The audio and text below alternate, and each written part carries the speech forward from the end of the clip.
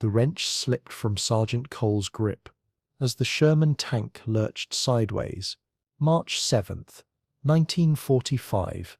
Remagen Bridge. German 88s had punched through their left tread, and now his crew was trapped inside a burning steel coffin, 30 yards from the Rhine.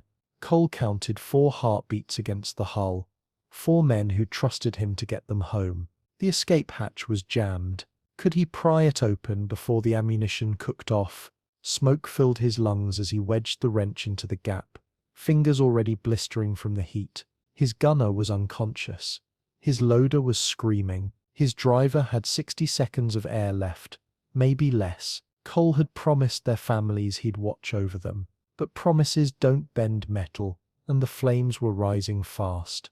He pulled until his shoulders cracked. The inside of the Sherman was chaos. Heat radiated from every surface. Metal screamed as it warped. Smoke poured from the engine compartment. Cole could barely see 3 feet in front of him. The acrid smell of burning rubber and oil filled his nose. His eyes watered. His throat burned with every breath. He'd been a tank commander for 9 months, landed in France last June, fought through hedgerows and towns, lost 2 tanks before this one, lost crew members, replaced them, kept fighting. That was the job.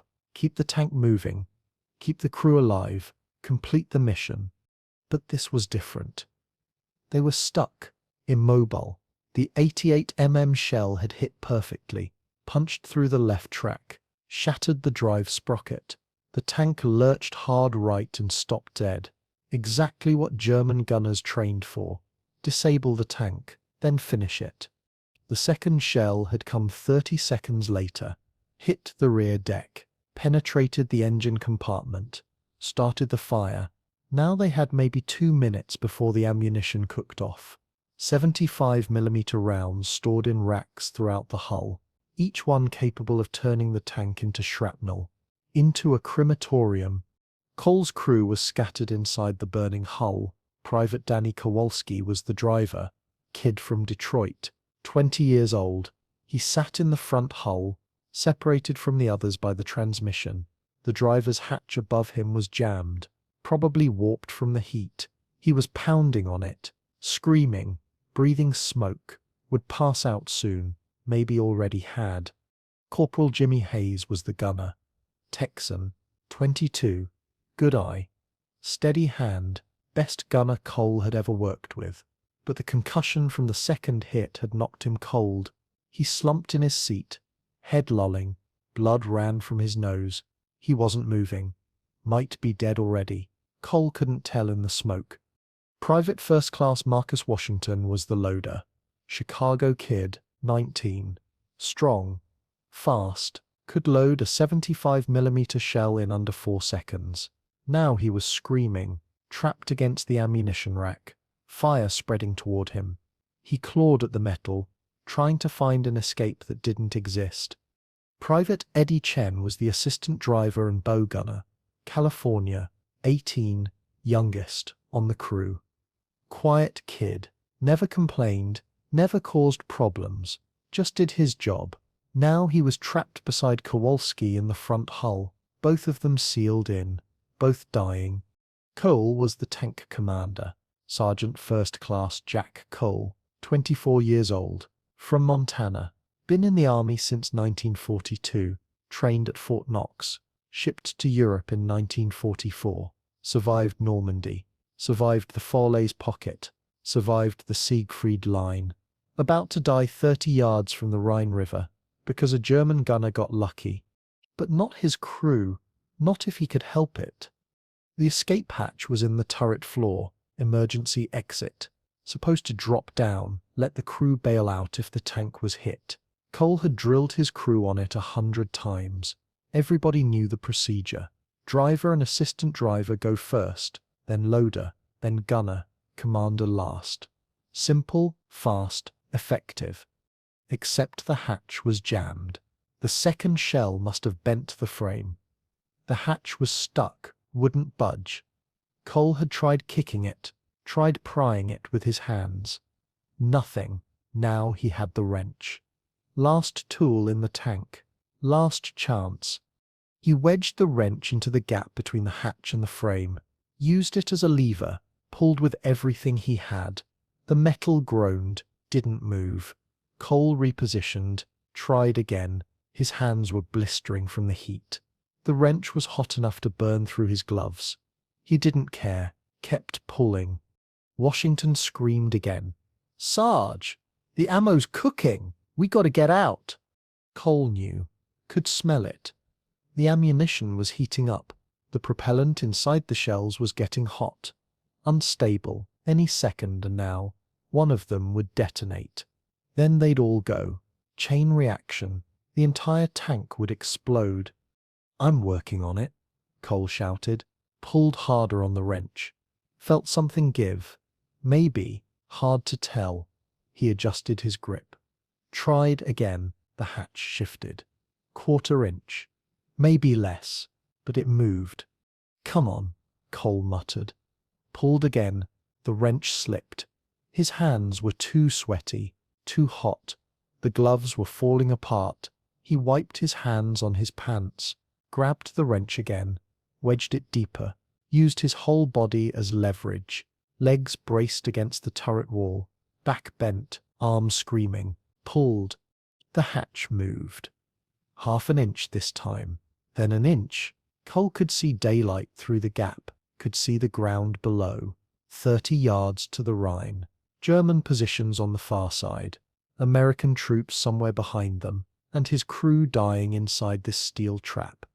"It's opening," Cole shouted. "Get ready to move." He pulled again. The hatch dropped another inch. 2 inches. 3. Getting close. Almost enough to squeeze through. Cole's vision was going black at the edges. Smoke inhalation. Heat exhaustion. Didn't matter. Had to get his crew out. 4 inches. 5. The hatch was open enough now. Maybe tight fit. But possible. "Washington, you're first. Go." Washington scrambled over, dropped through the hatch, landed on the ground outside, rolled away from the tank, got to his feet, ran. Cole watched him go. 1 down, 3 to go. "Hayes, wake up." Cole shook the gunner. Hayes didn't respond. Cole checked his pulse. Still alive. Unconscious but alive. Cole grabbed him under the arms, dragged him to the hatch. It wasn't easy. Hayes was dead weight, and Cole's strength was fading. The smoke was getting thicker, harder to breathe, harder to see. Cole managed to get Hayes positioned over the hatch, pushed him through. Hayes dropped, hit the ground hard. Didn't move. Cole hoped someone would drag him to safety. Couldn't worry about it now. Had to get the others. "Kowalski. Chen. Can you hear me?" No response from the front hull. The smoke was too thick. The fire had spread. Cole couldn't see them anymore. Couldn't hear them. But he knew they were there. Trapped. Dying. He had to get to them. Had to open their hatches. From the inside if possible. From the outside if necessary. Either way, he had to try. Cole squeezed through the escape hatch. Dropped to the ground. The fresh air hit him like a punch. He gasped. Coughed. Smoke poured out of his lungs. His head spun. His legs wobbled. But he stayed upright. Forced himself to move. The tank was fully engulfed now. Flames poured from the engine compartment. The turret was glowing orange. The hull was radiating heat like a furnace. Cole could feel it from 10 feet away. Getting closer would be suicide, but his crew was inside. He ran to the front of the tank. The driver's hatch was on top of the hull, left side. Cole climbed up. The metal was hot, burned through his boots, burned his hands. He ignored it, got to the hatch, grabbed the handle, pulled, jammed. Same as the escape hatch. Warped from the heat, Cole pulled harder. Nothing. He looked around for something to use as leverage. Nothing. Just the burning tank and 30 yards of open ground between him and the river. German machine gun fire kicked up dirt nearby. They'd seen him, were shooting at him. Cole ducked.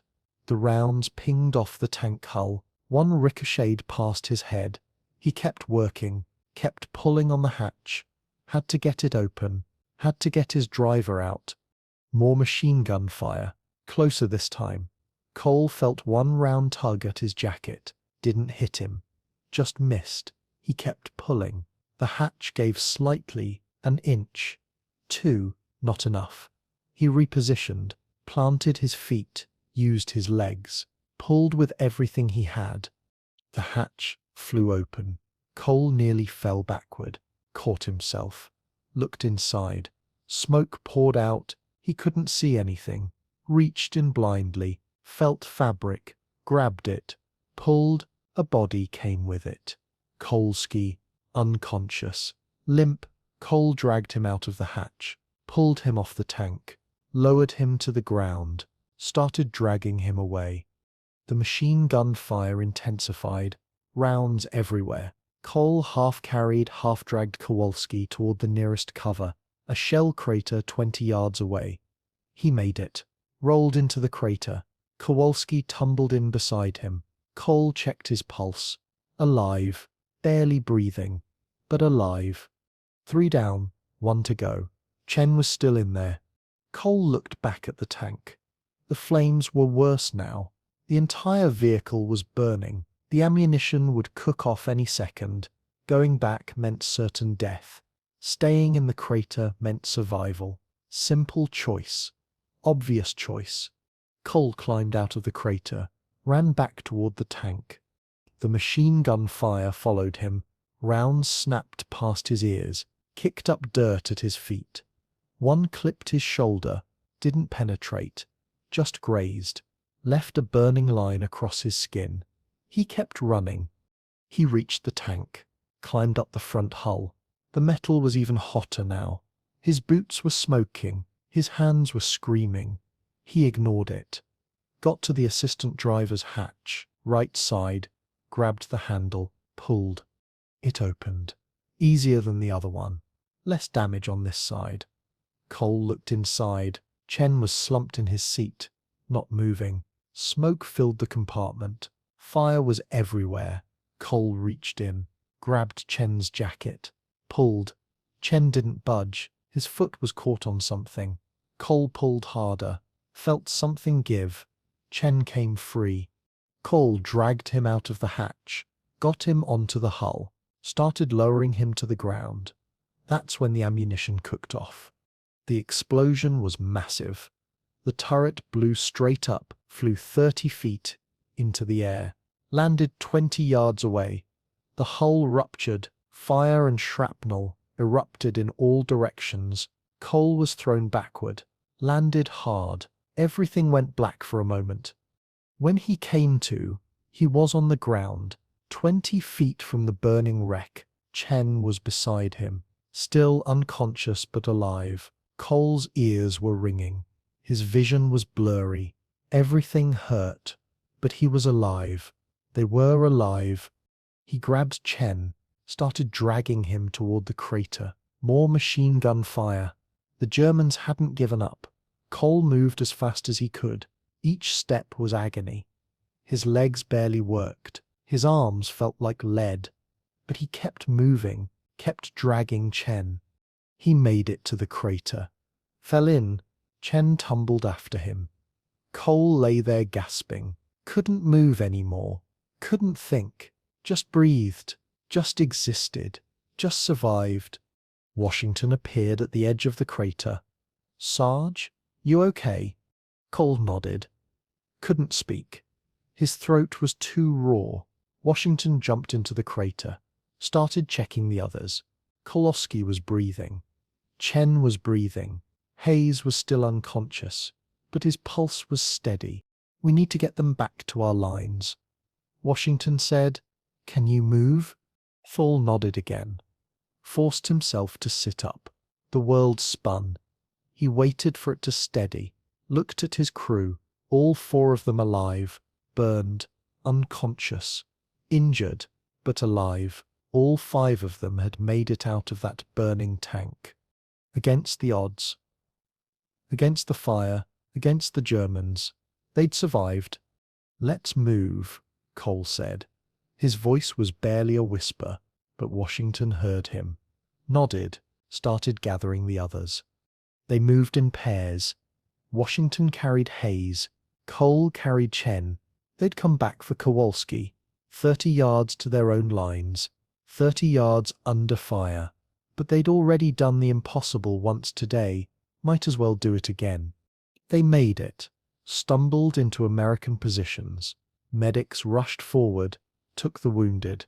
Cole collapsed. Let them work. Let himself rest. He'd done his job, kept his crew alive, got them home. That was all that mattered. The Remagen Bridge was behind him. The Rhine was crossed. The war would go on, but his crew had survived. That was his victory. The next hours blurred together. Cole was treated for smoke inhalation and burns.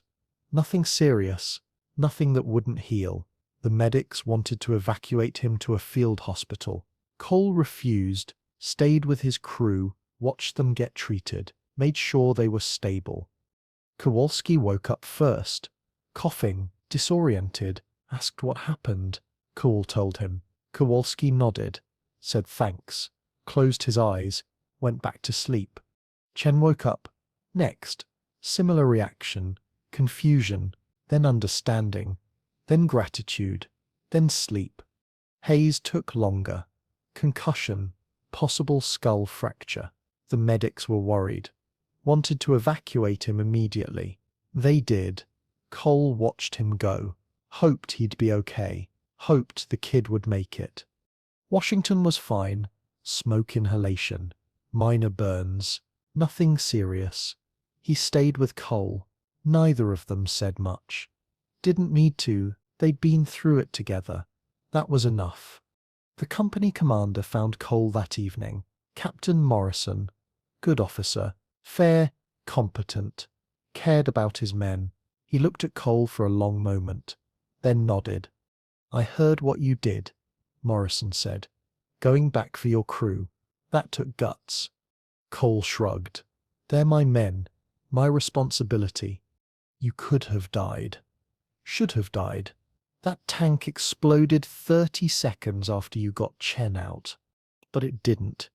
And we all made it." Morrison studied him. "You're up for a medal. Silver Star at least. Maybe more. What you did was beyond the call of duty." Cole shook his head. "Don't want a medal. Just want my crew back together. When do I get a new tank?" Morrison smiled. "You're something else, Cole. Most guys would take the medal and a week of leave. You want to get back in a tank. That's the job." "Yeah, that's the job." Morrison paused. "Your new tank arrives tomorrow. Mol 4A3E8. The new model. Better armor. Better gun. You've earned it." "What about my crew?" "Washington stays with you. Kowalski and Chen are being evacuated. Burns are too severe. They need proper hospital care. Won't be back for weeks, maybe longer." "And Hayes?" Morrison's expression changed, got somber. "Hayes is critical. Head trauma. They're flying him to England. Best neurosurgeons in the theatre. But..." He trailed off. Didn't finish. Cole understood. Hayes might not make it. Or if he did, he might never be the same. Brain injuries were unpredictable. You never knew until the swelling went down, until the patient woke up. If they woke up, "He's a fighter," Cole said. "He'll pull through." "I hope so."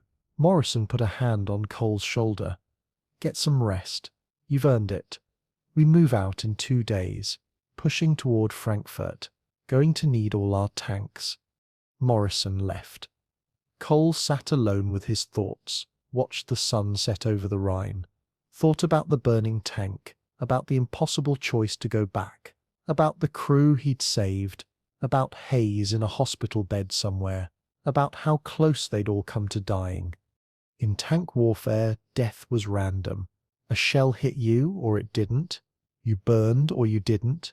You made it out or you didn't. Skill mattered. Experience mattered. Experience mattered. But luck mattered more. And today, they'd been lucky. Cole had been commanding tanks since Normandy. 9 months, 3 tanks.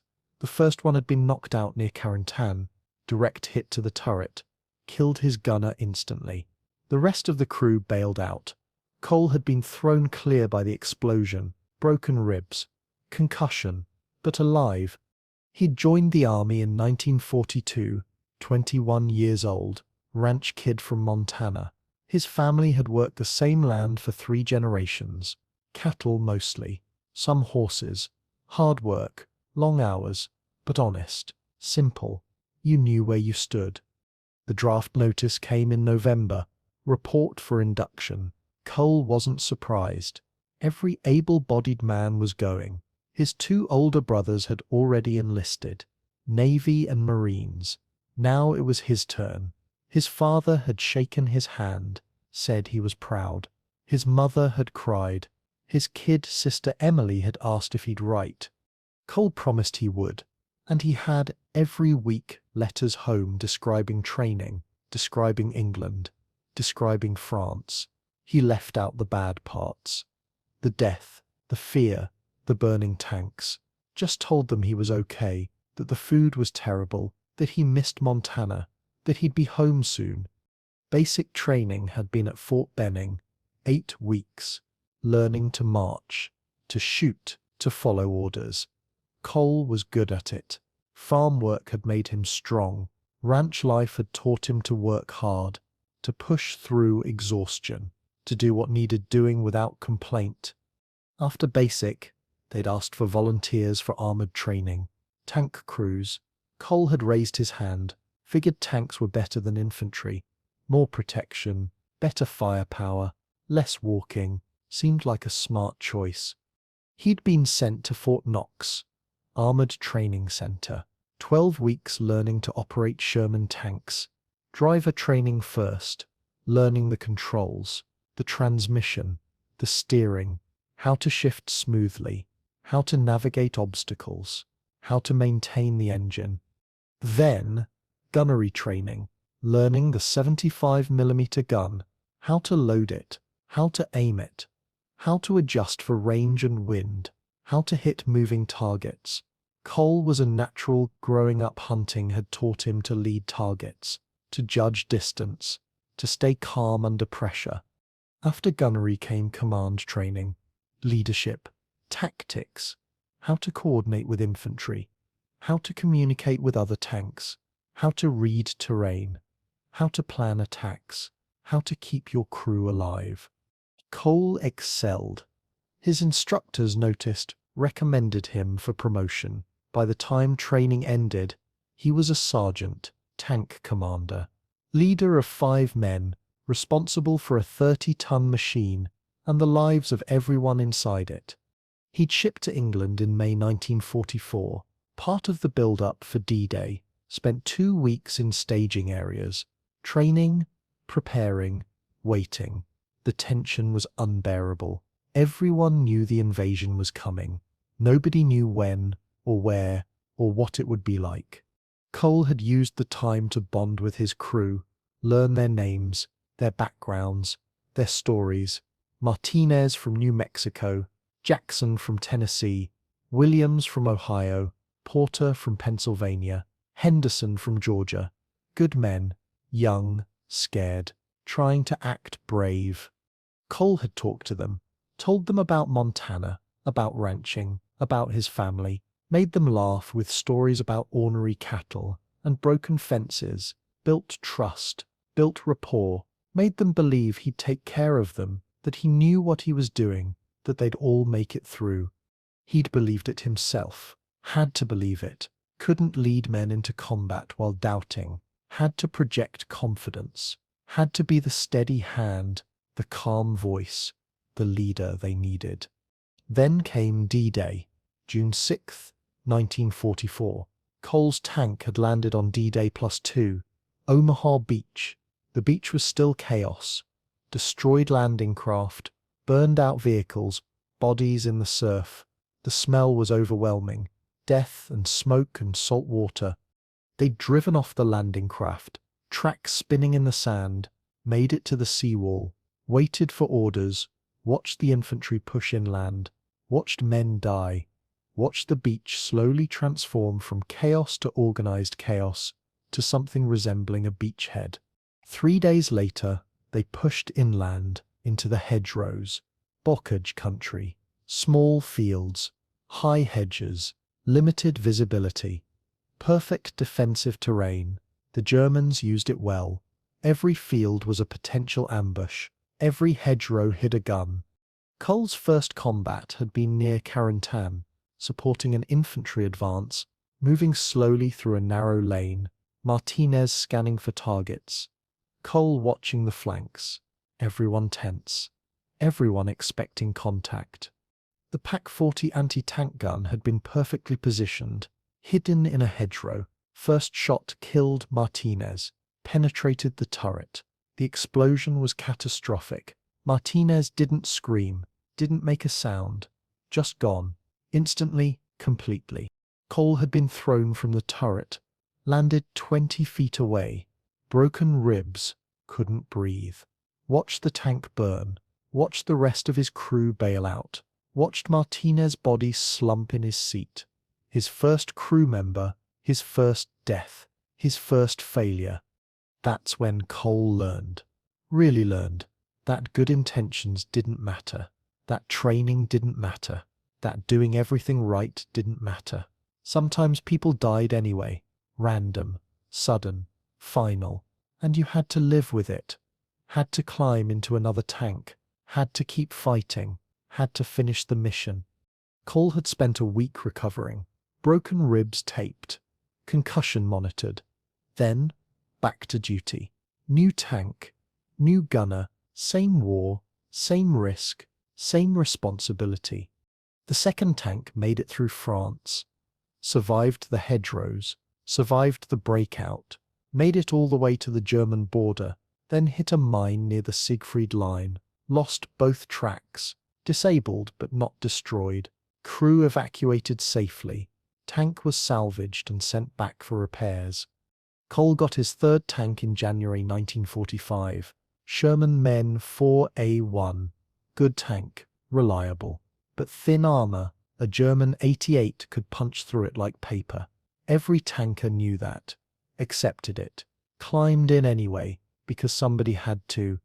By March, Cole had seen enough combat to last a lifetime, had lost friends, had watched tanks burn, had made impossible decisions, had learned that leadership meant sacrifice, that valor meant doing what was right even when it terrified you, that promises to your crew were sacred. And he'd learned that you went back, always, no matter what, even into burning tanks, even under fire, even when every instinct screamed to run. You went back, because they were your crew, your responsibility, your brothers. That's what brought him to Remagen, to that moment on the bridge, to the burning tank and the trapped crew, and the impossible choice that wasn't really a choice at all, because Cole had already decided long ago, back at Normandy, back when Martinez died, back when he first understood what leadership meant. You went back, always. That was the rule. That was the promise. That was who Jack Cole was. The second tank made it through France, survived the hedgerows, survived the breakout, made it all the way to the German border, then hit a mine near the Siegfried Line, lost both tracks, disabled but not destroyed, crew evacuated safely, tank was salvaged and sent back for repairs. The third tank was the one that burned today, Sherman MEM 4A1. Good tank, reliable, but thin armor. A German 88 could punch through it like paper. Every tanker knew that, accepted it, climbed in anyway, because somebody had to. Tank crews had the worst job in the army, or the best, depending on how you looked at it.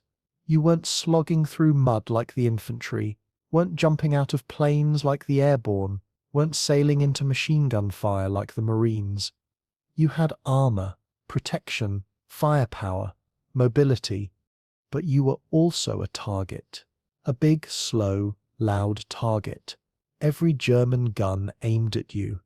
Every Panzerfaust, every mine, every 88. You were valuable, dangerous. Priority target number 1. And if you got hit, you had maybe 10 seconds to get out before you burned alive. That's what tankers feared most.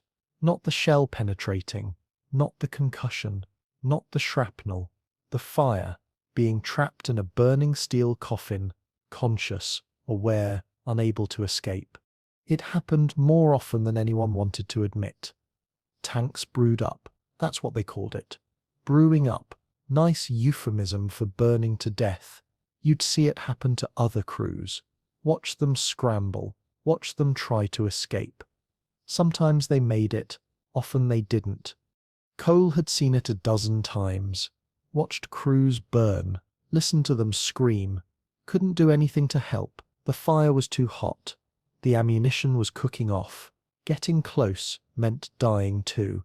So you watched and listened and remembered and climbed into your own tank the next day anyway. Because that was the job. Because someone had to do it. Because the war didn't stop. Just because you were scared.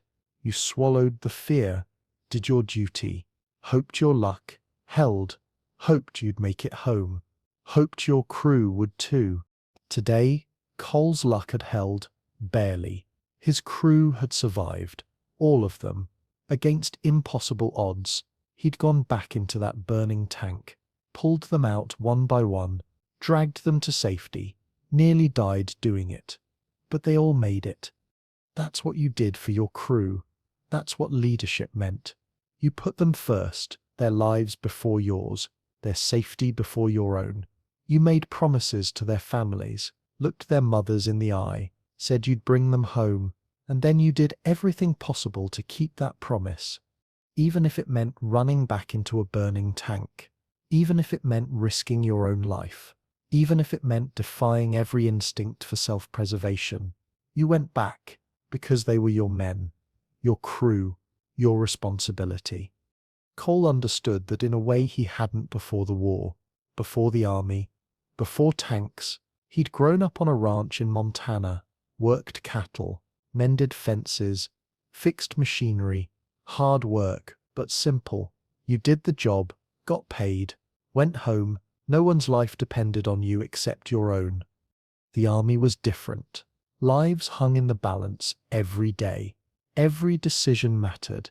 Every order carried weight. Every mistake cost blood. The responsibility was enormous, crushing sometimes, but Cole had learned to carry it. He'd learned from the officers who trained him, from the sergeants who mentored him, from the crews he'd served with, from the friends he'd lost. Each one taught him something about leadership, about sacrifice, about doing what needed to be done, even when it was hard, especially when it was hard. The hardest lesson came at Normandy. Cole's first combat, his first real test. They'd landed on D-Day +2. The beach was still a mess. Bodies everywhere, destroyed equipment, chaos. The division pushed inland, fought through the hedgerows, close quarters, brutal fighting. Tanks were vulnerable in hedgerow country. Limited visibility, limited maneuver, easy targets for German anti-tank weapons. Cole's first tank got hit on day 3. They were supporting an infantry advance near Carentan, moving through a narrow lane between hedgerows, perfect ambush site. German Pak-40 anti-tank gun hidden in the hedgerow. They never saw it. First shot killed the gunner, Jimmy Martinez from New Mexico, 21 years old. Never knew what hit him. 1 second he was scanning for targets. Next second he was gone. The explosion threw Cole out of the turret. He landed hard, broken ribs, couldn't breathe, couldn't move, lay there watching the tank burn, watching his crew bail out, watching Martinez's body slump in his seat, dead before the fire even started. Cole had known Martinez for 6 months, trained with him at Fort Knox, shipped over together, bunked together, ate together, but fought together. Now he was gone. Just like that. Random, sudden, final. That's when Cole understood. Really understood. Death in war wasn't like death at home. At home, people got old, got sick, had time to prepare, to say goodbye, to make peace. In war, death was instant. No warning, no goodbyes, just there 1 second, gone the next. And the living had to carry on, had to climb into another tank, had to keep fighting, had to finish the mission, because the war didn't stop for grief, didn't pause for mourning, just ground forward, relentless, indifferent, consuming everything in its path. Cole carried on, got a new gunner, got a new tank, kept fighting, carried Martinez's memory with him, promised himself he'd do better, wouldn't let another crew member die on his watch, would be more careful, more vigilant, more prepared. But promises like that were impossible to keep. War didn't care about promises, didn't respect vigilance, didn't reward preparation. It just kept taking, kept grinding, kept killing. All you could do was try, do your best, hope it was enough, and live with the results when it wasn't. Cole had been lucky after Martinez. Lost tanks but not crew members, close calls but no deaths. Until today. Today could have been different. Could have been 4 dead instead of 0. Could have been his name on a casualty report.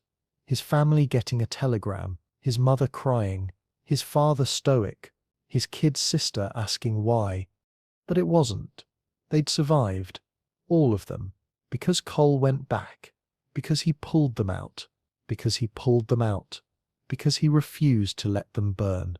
That's what leadership meant. That's what you did for your crew.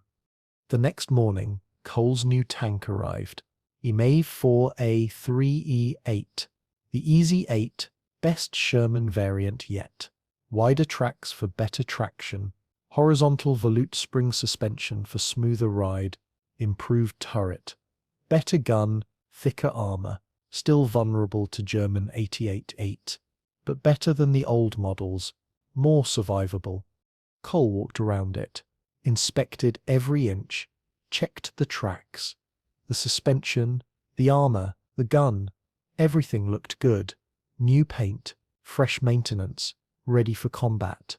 He climbed inside, sat in the commander's position, felt the familiar weight of responsibility settle on his shoulders. Washington joined him, climbed into the loader's position, looked around, nodded. "Nice tank," Washington said. "Better than the old one." "Yeah," Cole agreed. "Let's try not to burn this one." "I'll do my best, Sarge." They needed 2 more crew members, a gunner and a driver. Replacements were coming from the rear. Green kids, fresh from training, never seen combat. Cole would have to train them, fast. No time for gradual integration. They moved out in 24 hours, heading toward Frankfurt, the final push into Germany. The replacements arrived that afternoon. Private First Class Robert Miller, gunner, Ohio kid, 20 years old, eager, nervous, kept checking his equipment, kept asking questions. Cole answered them patiently, explained the systems, the procedures, the expectations, told him to stay calm, follow orders, trust his training. Miller nodded, tried to look confident, wasn't quite pulling it off.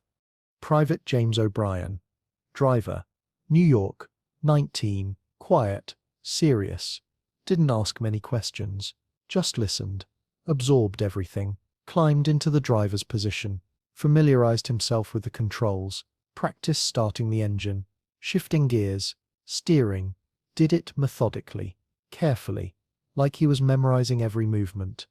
Cole watched them both, sized them up, tried to figure out if they'd survive their first engagement. Impossible to tell. Combat revealed people's true nature. You never knew until the shooting started, until the shells were flying, until the fear kicked in. Some people rose to it, became better versions of themselves. Others fell apart. There was no predicting which. All Cole could do was train them, prepare them, give them the best chance possible, and hope they'd be okay. Hope they'd survive long enough to learn, to get experience, to become veterans instead of replacements. That night, Cole gathered his crew, Old members and new sat them down, talked to them about what happened at Remagen, about the burning tank, about the evacuation, about going back for the trapped crew members. He didn't tell the story to brag, didn't want praise, just wanted them to understand. "We're a crew," Cole said. "That means we look out for each other, no matter what. If the tank gets hit, we get out together. If someone's trapped, we go back. We don't leave people behind, ever. That's the deal. You take care of me, I take care of you. We all get home, understood?" They nodded. Miller looked scared. O'Brien looked determined. Washington looked tired. He'd been through it, knew what it meant, knew the cost. But he nodded too, accepted it, because that's what you did. You climbed back into the tank. You kept fighting. You trusted your commander to bring you home. Cole hoped he could keep that promise. Hoped his luck would hold. Hoped they'd all survive the next battle, and the one after that, and the one after that, until the war ended, until they could go home, until the promises to families could be fulfilled. But he knew the odds, knew most crews didn't make it intact, knew replacements had the worst survival rates, knew every mission could be the last, knew the burning tank at Remagen could just as easily be the burning tank at Frankfurt, or Berlin, or wherever they fought next. He knew all of that, accepted it, climbed into his tank anyway, because that was the job, because someone had to do it, because the war wouldn't win itself, and because his crew needed him to be strong, to be confident, to be the leader they trusted, even if inside he was just as scared as they were. The next morning they moved out, part of a massive armored column heading east. Hundreds of tanks, thousands of men rolling toward the heart of Germany. The Rhine was behind them, the final barrier breached. Now it was a race to Berlin, a race to end the war, a race against time and German resistance, and the approaching Soviet armies from the east. Cole's tank was part of a platoon, 5 tanks total. Cole's tank was designated C3, 3rd Tank in Charlie Company. The platoon leader was Lieutenant Harrison, young officer, 23, West Point, smart, competent, still learning, but getting better. He led from the front, took the risks he asked his men to take. Cole respected that. They drove for hours, through German countryside, past destroyed towns, past fleeing civilians, past surrendering Wehrmacht troops. The German army was collapsing. Everyone could see it. The war was ending. It was just a matter of time. But time mattered. Every day the war continued meant more deaths, more destruction, more suffering. So they pushed hard, drove fast, covered as much ground as possible, tried to end it quickly, tried to finish what had started on the beaches of Normandy, what had cost so many lives, what had consumed so much. They were so close now, just had to keep going, keep pushing, keep fighting. They reached the outskirts of Frankfurt on March 10th, 3 days after Remagen. The city was defended. German forces had fortified key positions. This wouldn't be easy, wouldn't be quick, would be building to building fighting, the worst kind of combat for tanks. Limited visibility, limited maneuver, ambush everywhere. But orders were orders. The city had to be taken. Cole's platoon was assigned to support an infantry attack on the industrial district. Factories and warehouses, good defensive terrain for the Germans, bad attacking terrain for the Americans. But they had numbers, had firepower, had momentum. It would be enough. It had to be. The attack began at dawn on March 11th. Artillery pounded German positions for 30 minutes, softening them up, destroying fortifications. Then the tanks moved forward. Infantry followed, moving carefully, watching for Panzerfausts, for mines, for ambushes. Cole's tank advanced down a wide street, buildings on both sides, windows blown out, rubble everywhere. Perfect sniper positions, perfect ambush sites. Cole kept his eyes moving, scanned constantly, looked for threats, for movement. for anything out of place. Driver, slow, Cole ordered. Gunner, watch the windows. Left side. O'Brien slowed the tank. Miller traversed the turret left, scanned the windows, looking for targets, looking for threats. Nothing happened. They advanced another 50 yards. Still nothing. Maybe the Germans had withdrawn. Maybe they weren't defending this sector. Maybe the Panzerfaust came from a second-story window, right side. Nobody saw it until it fired. The rocket screamed across the street, hit Cole's tank on the turret, right below the gun. The explosion was deafening. The tank shuddered, but held. The armor held. Back up! Back up! Cole shouted. O'Brien threw the tank in reverse. They backed down the street. Fast! Got around a corner, out of the line of fire. Cole checked his crew. Everyone was okay. Shaken but okay. The turret had taken the hit. Heavy armor there, designed to withstand Panzerfausts, had done its job. Tank was still operational. Gun still worked. They were lucky, again. Everyone all right, Cole called out. Confirmations came back. Miller, Washington, O'Brien, all good, all still in the fight. That's 2 for 2, Washington said. Remagen and now this. Think we got a guardian angel or something. Just good armor, Cole said. But let's not test it again. Keep your eyes open. Watch those windows. They rejoined the attack. More cautiously this time, hull down when possible. Infantry screening them, watching for Panzerfaust teams, calling out threats, working together the way it was supposed to work. The fighting lasted all day. Slow, grinding, building by building, street by street. German resistance was determined but disorganized. No coordinated defense, just isolated pockets fighting to the end. Fanatical, desperate, dangerous.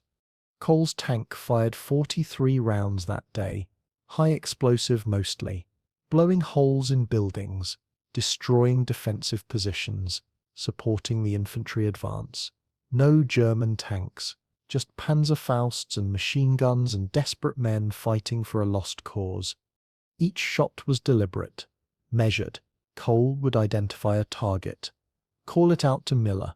Miller would traverse the gun, aim, wait for Cole's command, fire. The gun would recoil, the shell would fly, the target would explode.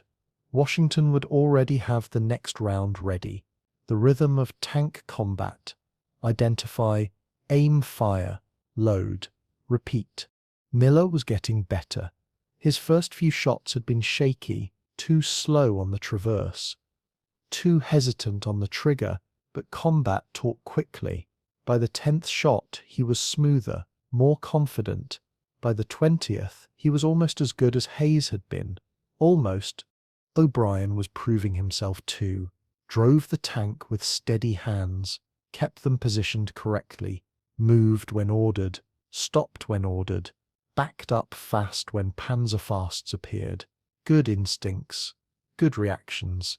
The kid would be fine if he survived long enough to learn, if his luck held, if Cole could keep him alive. Washington was solid as always.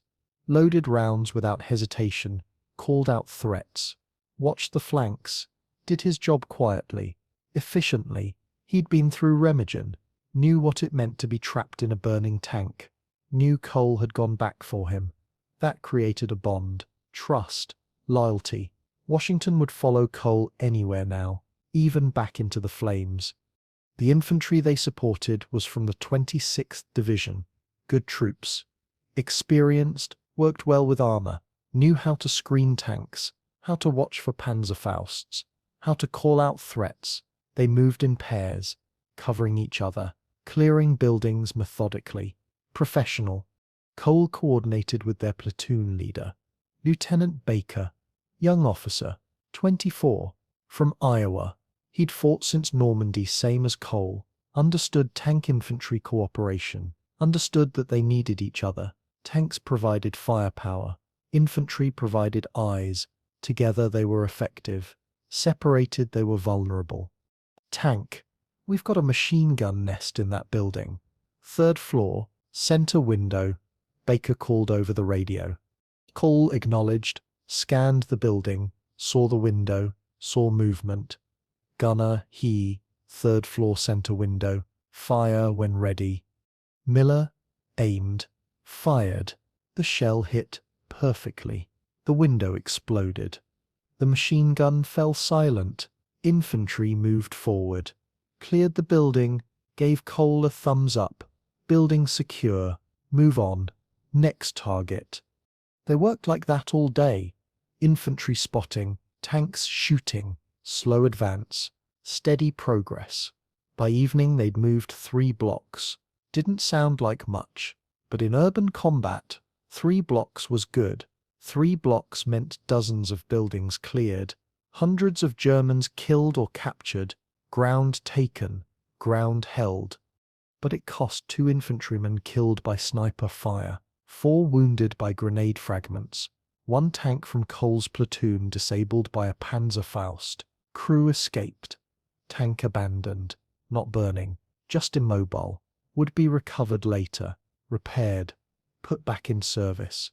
Every casualty was someone's friend, someone's brother, someone's son. The infantry mourned their dead, collected their dog tags, moved on. That's all you could do. Mourn later, fight now, survive today, worry about tomorrow when it came. By evening the industrial district was secure. German forces had withdrawn or surrendered.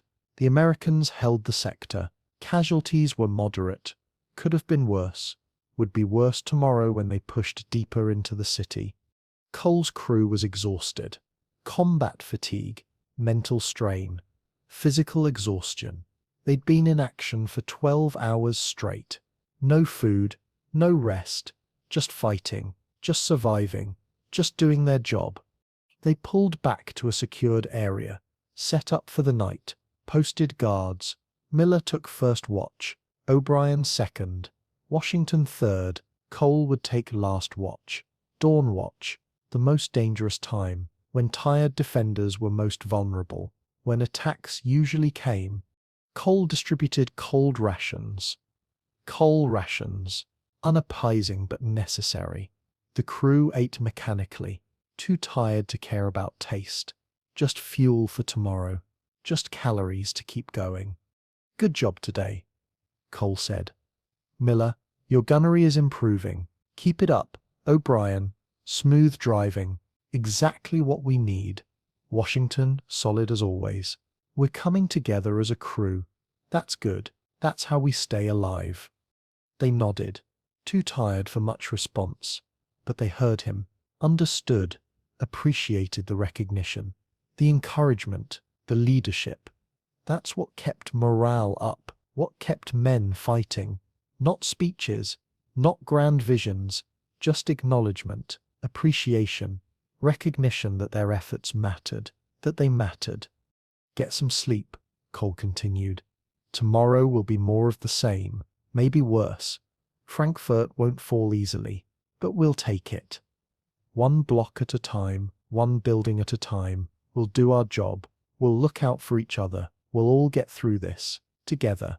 He said it with conviction, projected confidence, didn't let them see his doubts, didn't let them know he was scared too, that he worried about them, that he lay awake at night thinking about Remagen, about burning tanks, about promises to families, about the weight of command.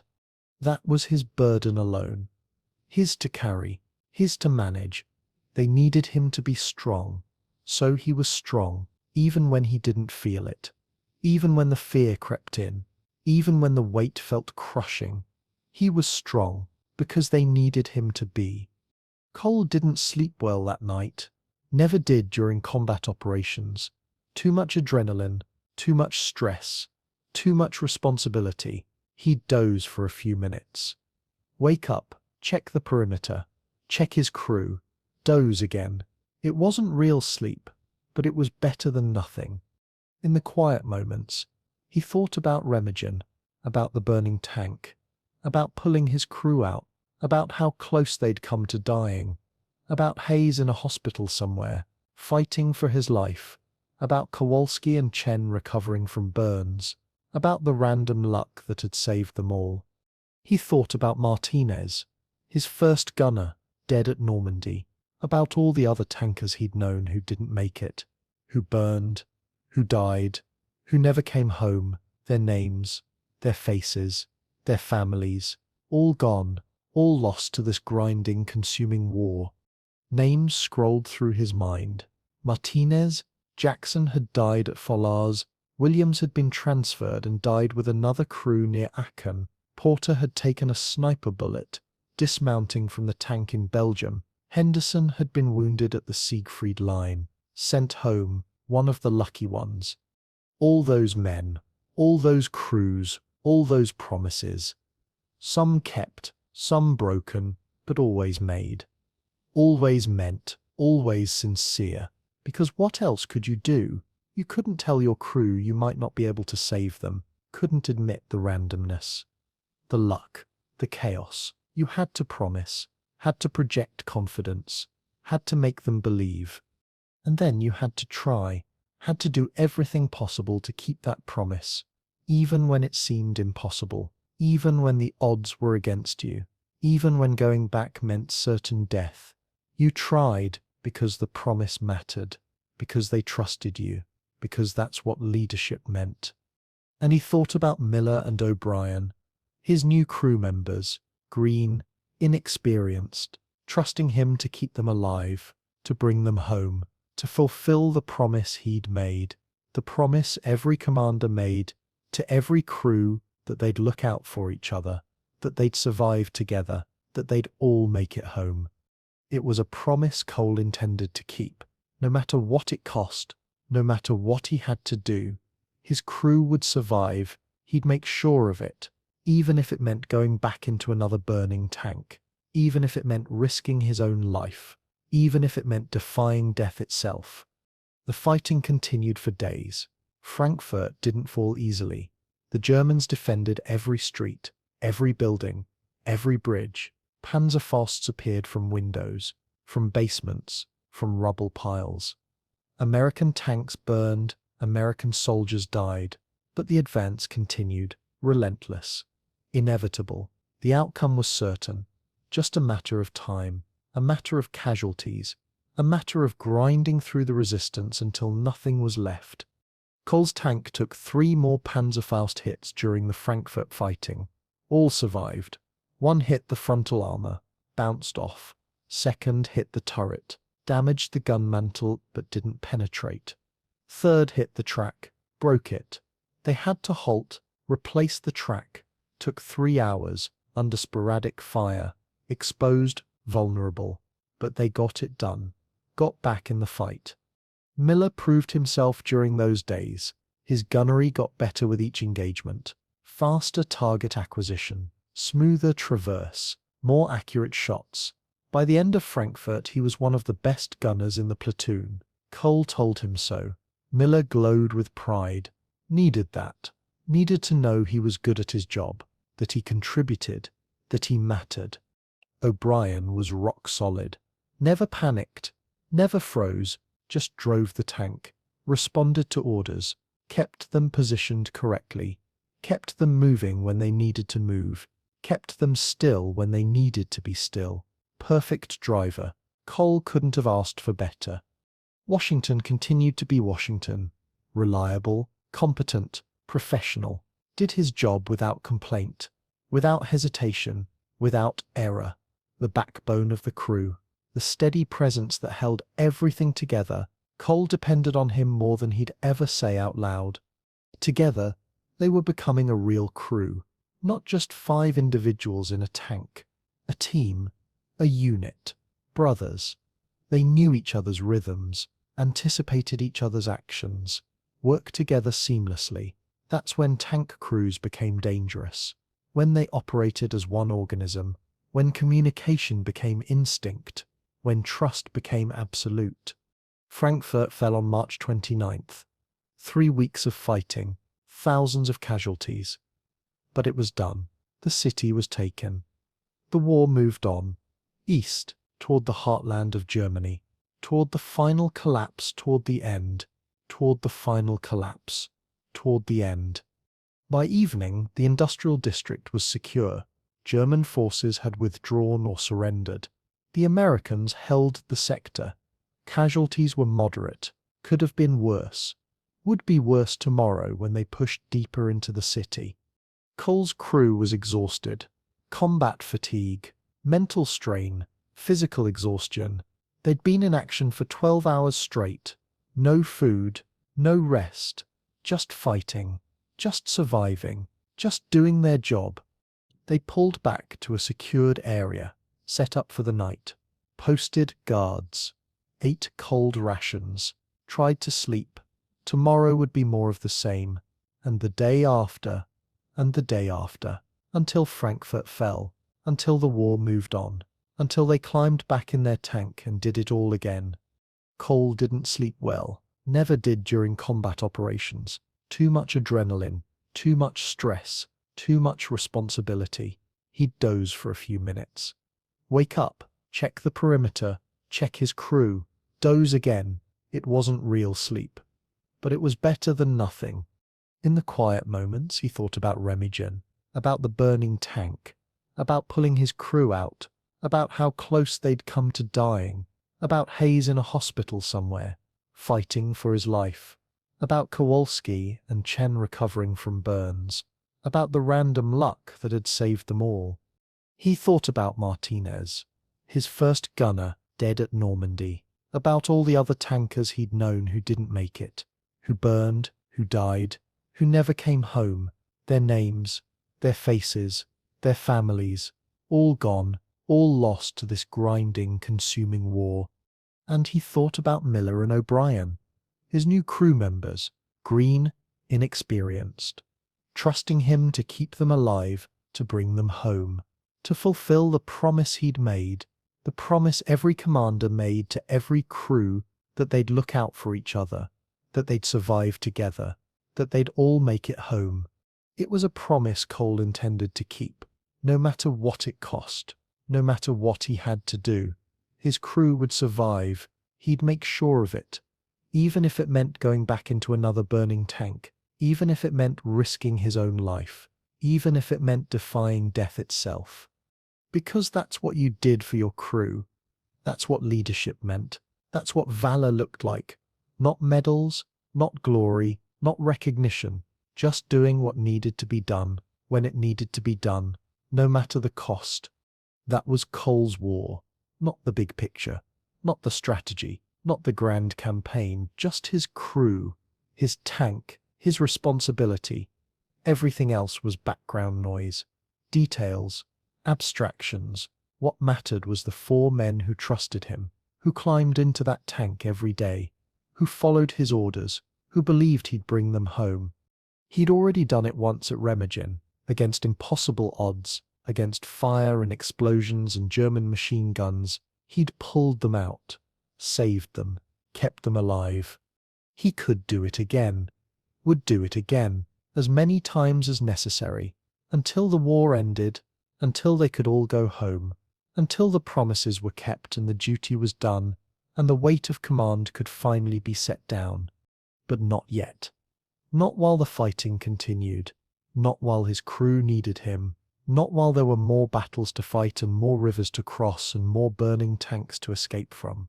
So Cole would keep going, keep fighting, keep leading, keep his crew alive, one day at a time, one battle at a time, one impossible choice at a time.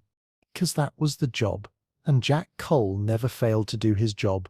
The war in Europe ended on May 8, 1945, VE Day. Cole and his crew were in Bavaria when they got the word. The fighting stopped. The killing stopped. They'd survived, all of them. Miller, O'Brien, Washington. Cole, against all odds, they'd made it. The announcement came over the radio at 0800 hours. Germany had surrendered. Unconditional. Complete. The war in Europe was over. Men cheered, fired weapons in the air, hugged each other, Cried, laughed, released months of tension and fear and stress all at once. Cole's crew celebrated too, but quietly. They'd been through too much to be loud about it, had seen too much death to celebrate the way the others did. They shook hands, patted each other's backs, smiled tired smiles, grateful to be alive, grateful it was over, grateful they'd all made it. "We did it, Sarge," Washington said. "We actually did it." "Yeah," Cole agreed. "We did." "What happens now?" Miller asked. "Now we go home," Cole said. "Eventually. Probably take a few months. Occupation duty first, then demobilization, then home." Home. The word felt foreign. Cole had been at war for so long he'd almost forgotten what home meant. Montana, the ranch, his family, his old life. It seemed impossible that he'd go back to that he'd ever be that person again. The war had changed him, made him someone different. Someone harder, someone who'd seen too much, done too much, lost too much. But he'd go home anyway. Try to fit back into civilian life. Try to forget the burning tanks and the dead friends and the impossible choices. Try to be normal again. Try to pretend the war had never happened. He knew it wouldn't work. Knew the war would follow him, knew Remagen would follow him, knew Martinez and all the others would follow him. But he'd try anyway, because that's what you did. You went home, you tried to rebuild, you tried to move on. Whether it worked or not was secondary. Hayes survived too. Recovered in England, sent home to Texas. Brain injury left him with headaches and memory problems, but alive, functional, lucky. Cole got a letter from him in July, said he was doing okay, said the headaches were getting better, said he'd never forget what Cole did at Remagen, said he owed him his life, said he'd never be able to repay that debt. Cole wrote back.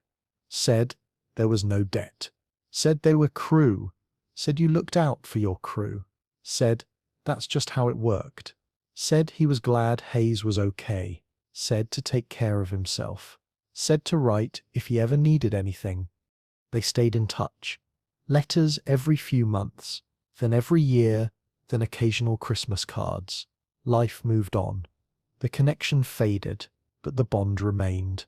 Once you'd been in a burning tank together, you were brothers, forever. Distance didn't change that.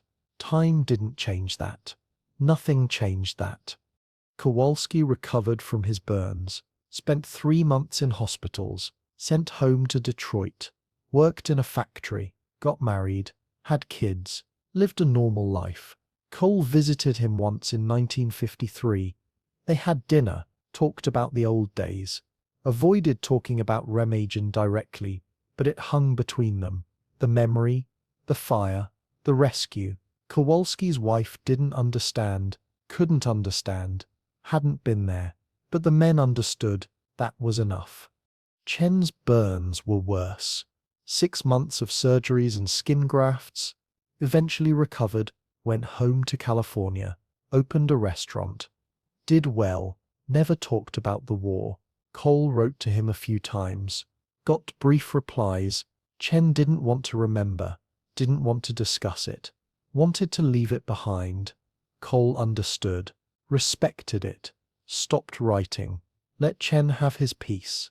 Cole stayed in the army, career soldier, occupation duty in Germany until 1946, then back to the States. Fort Knox again, training the next generation of tankers, teaching them what he'd learned, how to keep their crews alive, how to lead under fire, how to go back into burning tanks when necessary. He made it sound simple during training, explained the procedures, the protocols, the tactics, made it seem logical, orderly, controllable, but he knew better. New combat was chaos, new tanks burned, new men died, knew all the training in the world didn't prepare you for the real thing. But he taught anyway, did his best. Hoped some of it would stick, hoped it would save lives, hoped the next generation would learn from his mistakes, from his successes, from his experiences. Hoped they'd be better prepared than he was. hoped they'd survive their wars the way he'd survived his. Korea came in 1950. Cole went, now a captain, company commander, responsible for 17 tanks, 85 men. Different war, different enemy, different terrain, but the same basics. Tanks, fire, death, choices. He lost tanks in Korea, lost men, but fewer than in World War II. Experience helped, knowledge helped. Understanding what worked and what didn't helped. He brought most of his men home. Not all. War never let you save everyone. But most, that was something. That was what leadership could do.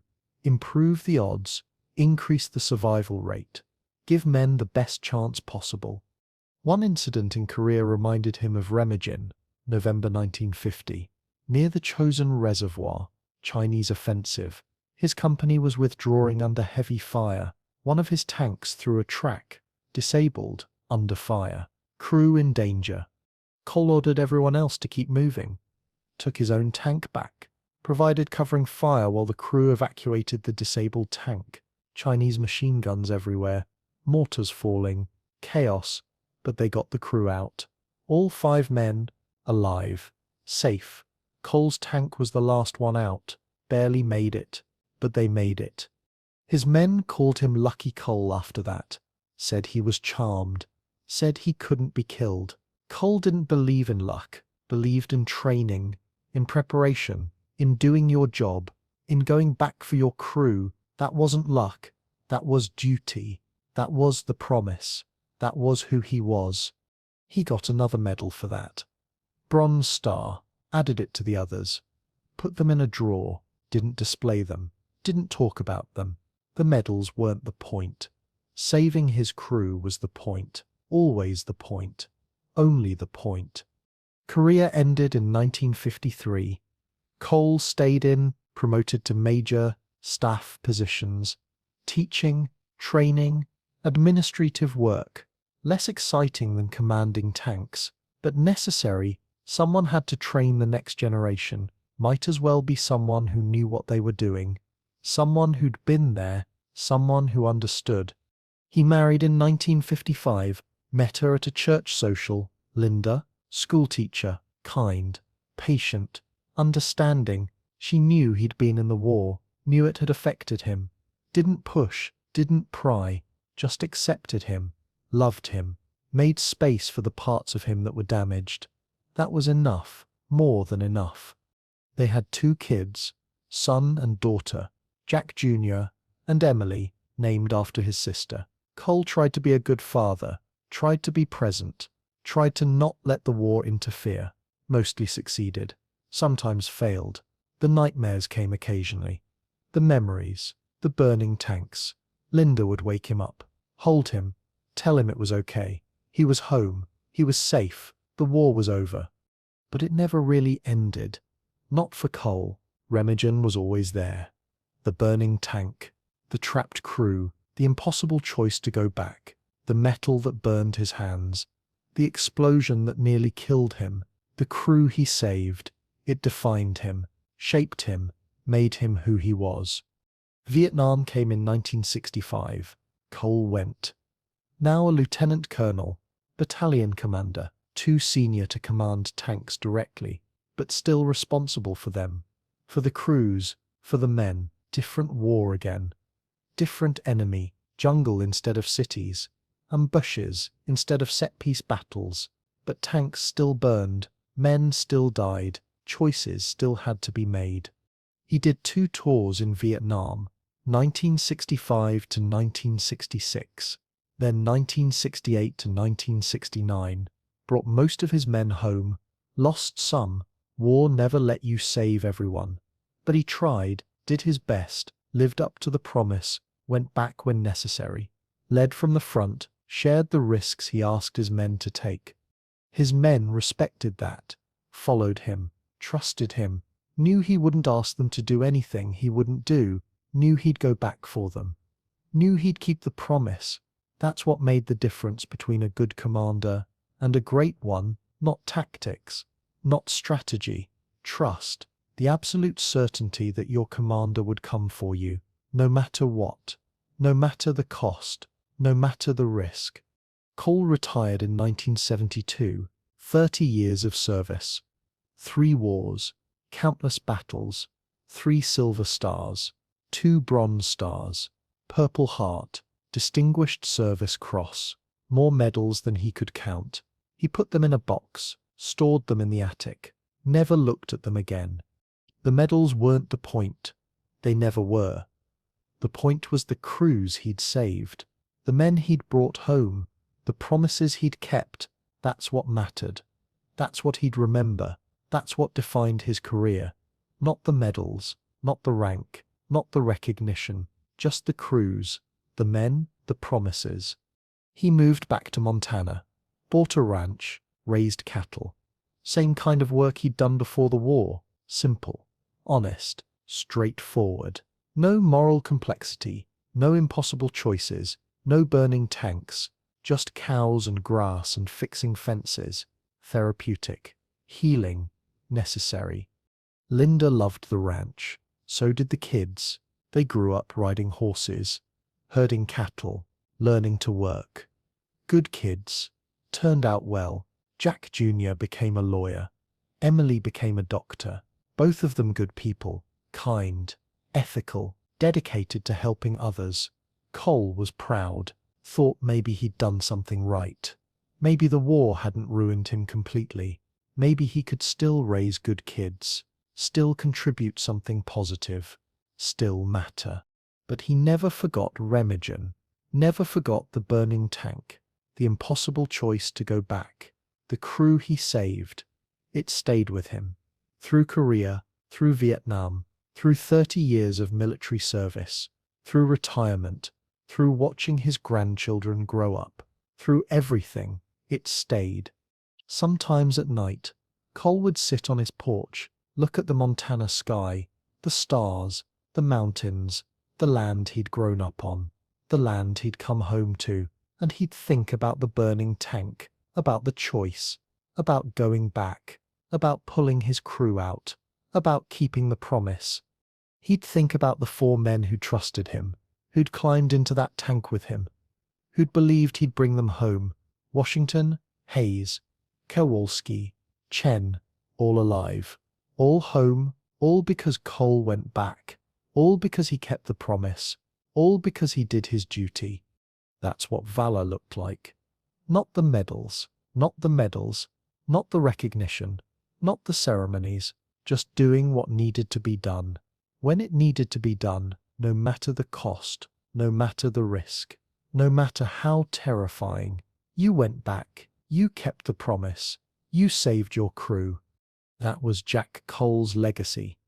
That was his war, that was his life, not the rank he achieved or the battles he won or the awards he received, just the men he saved, the promises he kept, the duty he fulfilled, over and over, in 3 wars, across 30 years, until finally, mercifully, the wars ended and the promises were all kept and he could rest.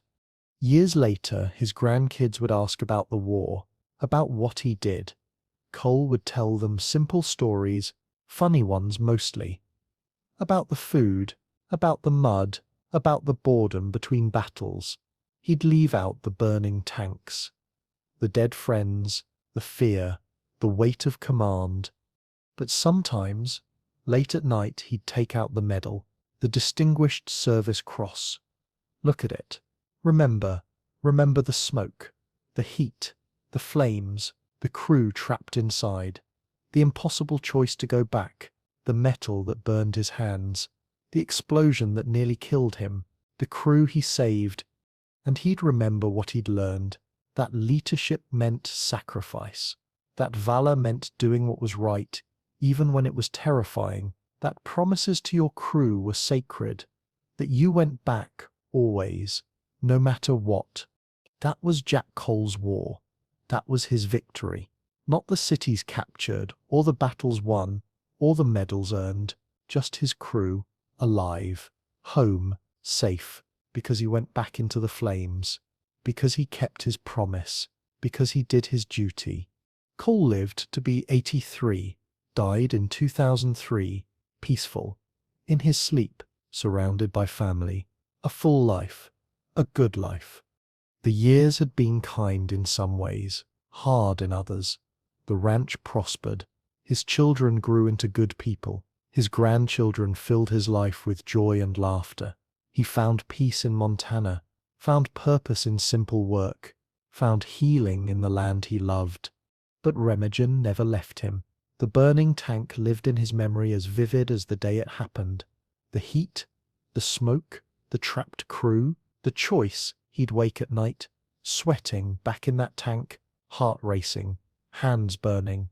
Linda would hold him, tell him he was home, tell him it was over.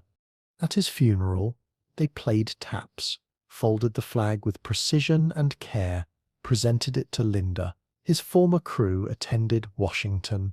Miller, O'Brien, all old men now, grey and weathered, but alive, all alive because of Remagen. They'd stayed in touch over the years, not constantly, but consistently. Birthday cards, holiday letters, phone calls. The bond never faded. Once you'd been in a burning tank together, you were brothers forever. Washington had become a teacher, taught history in Philadelphia. Miller owned a successful hardware store in Ohio. O'Brien became a firefighter in New York. 25 years of service, all living full lives Cole made possible by going back. Hayes sent a letter. His health didn't allow travel. Linda read it at the service, her voice cracking. Sarge saved my life at Remagen, pulled me from that burning tank.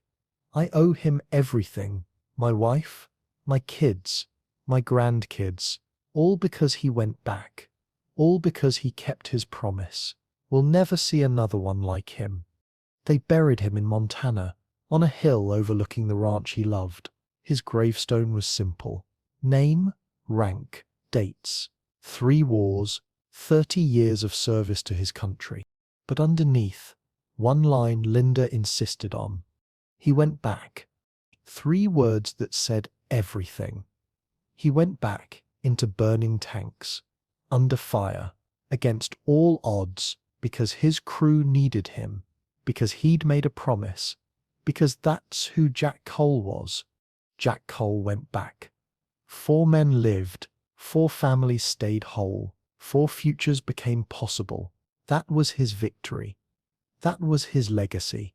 That was valor. The rest was just details.